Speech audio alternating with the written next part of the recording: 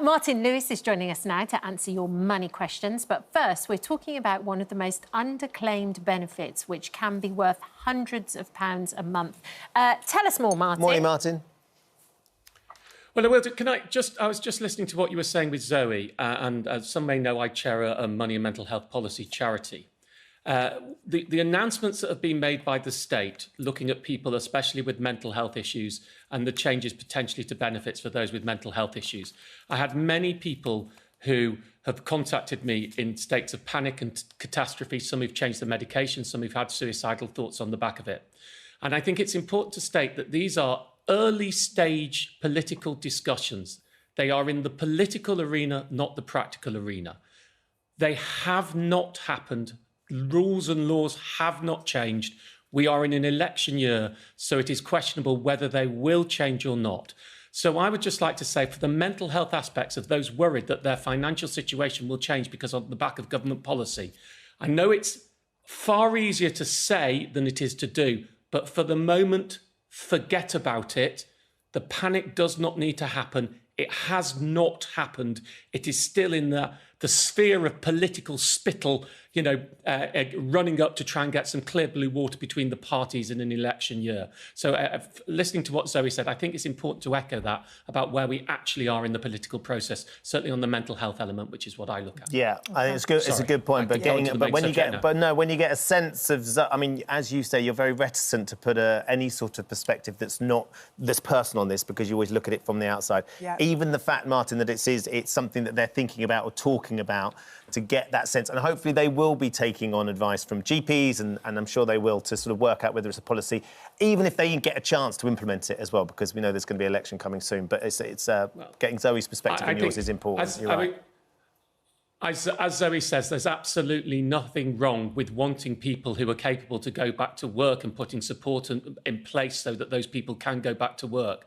But pushing people to go back to work when we have 1.9 million people still in the waiting list for mental health appointments, for potential mental health catastrophe on the back of pandemic, and some people waiting over a year for help, which catastrophises their lives and, in my perspective, catastrophises their finances, because then they're able to go to work and to talk about it. Push economics is great when you push people to do what they can do. Push economics can be dangerous when you push people to do something that they are unable to do. I don't like to get too political on it, but I think we have to be very careful of the impacts of what is a political discussion when it feeds over into the practical world of people who have anxiety and depression and who are, by definition, prone to worrying about things. OK, good point. Let's talk about attendance allowance then. OK, so 1.1 million people potentially in the UK, state pensioners, you have to be of state pension age, are missing out on attendance allowance. Now, that 1.1 million number is one from myself and my team, and a policy in practice have worked out. It is not a government figure. Now, this is a payment that helps you if you need help. It's to give you extra money if you need help and support. Crucially, it isn't means tested. So they don't look at how much money you have. It's pretty binary. You either qualify for it or you don't qualify for it. I should say, if you're entitled to PIP, personal independence payments, or disability living allowance, you can't get both, and they tend to be better for you, so you wouldn't want it. Now, just to give you the scale of this, attendance allowance, the lower rate, which is for people who need help during the day or during the night, is £73 a week, so that's just under £4,000 a year. The higher rate, which is for those who need help during the day and during the night, is £109 a week, which is £5,600 a year. Now, to qualify for this, you need to have supervision for 6 months. So help or supervision for 6 months, I should say. Help means help with daily living. Supervision means avoiding dangers to yourself. Now, the daily living one, just to give people what this is all about, what does help mean? You don't actually have to be getting the help, you just need to need help. This is from Lord Denning, who was Master of the Rolls back in 1981, if anyone remembers that. He was quite a famous judge at the time. He defined the type of help that is still generally loosely used as what we're talking about. It means help with bodily functions, including breathing, hearing, seeing, eating, drinking, walking, sitting, sleeping, getting in or out of bed, dressing, undressing, eliminating waste products and the like, all of which an ordinary person who is not suffering from any disability does for himself or herself, obviously, although that's not what was said. So it's common for people with Parkinson's because of the supervision element for protecting yourself, also for people with dementia and other degenerative mental health conditions that are similar, people with terminal illnesses. And there are just huge swathes of people across the country who don't know about this and who are entitled to what is a substantial amount of money. And your financial situation is irrelevant, right? Totally irrelevant.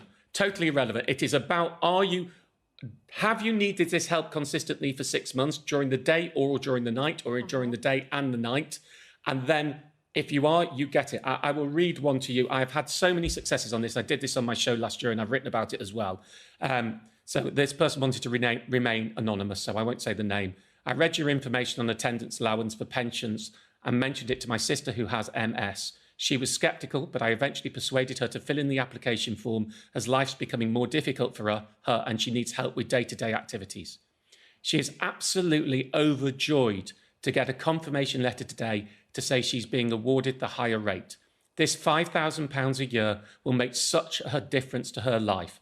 On behalf of her and me, thank you, thank you, thank you, thank you. And joyously, one of the great joys of my job, I mean, that's one of many hundreds, if not more, that I've had since I launched it. And there are so many people who are eking out a tough existence, who are entitled to this help and who are not getting it. So yeah, finances don't matter. I'm not saying everybody who applies is going to get it. It can be quite difficult, but absolutely it's worth it. Definitely worth looking at. Yep. Thank you for that, Martin. We've got a few questions that have come in for you as well. If I can try and get through a couple of these. Can we just do how you claim it? I think that's important. Sorry. Let's do it. Yeah. So look, what you can call up or you can go online, but I would strongly suggest you call up, because if you call up, you get it from the day of the call. But if you go online, you get it from the day that you send the form back, and the form can take time to fill in. So it's better to call up. You need your national insurance number, your GP info, prescription info, hospital records handy. Now, as I say, I've had lots of successes. I've also had a lot of people get in touch with me to say, I'm due it, but they've rejected me and get very frustrated. So it isn't always, not everyone is going to get it who applies. Age UK has a fantastic helpline. Some people, once they go through this, will need to attend an assessment. The wait time is usually 8 weeks. You can appeal if you feel unfairly rejected. Again, I go to Age UK or Citizens Advice for help with that. If you get this, you're also entitled to things like a disability rail card. You may be entitled to a blue badge. You may be entitled to help with your council tax. If you're on a low income, you might be entitled to pension credit or universal credit. So it's also quite a gateway. So it really is. If some of that rang a bell, you need to do some reading. This is only a start point. This is a clarion call to get you looking at it. But let's try and get many of those 1.1 million people who need help getting it. OK, we're nearly out of time. We are out of time, really. But Kash has made a good point. If you're in a care home, could you still get it? Yes. Okay. Oh, that's all you need to know. That's it. As Brilliant. Martin says, if you don't try and apply, you won't know if you're eligible for it or not. Unfortunately, we're out of time. We do appreciate that, Martin. Thank you for joining us this morning. Martin. Oh, hello. Thank you for visiting our This Morning YouTube channel. We upload tons of new content every single day. So hit the subscribe button, like all the videos, and don't miss out. We'll see you in the morning.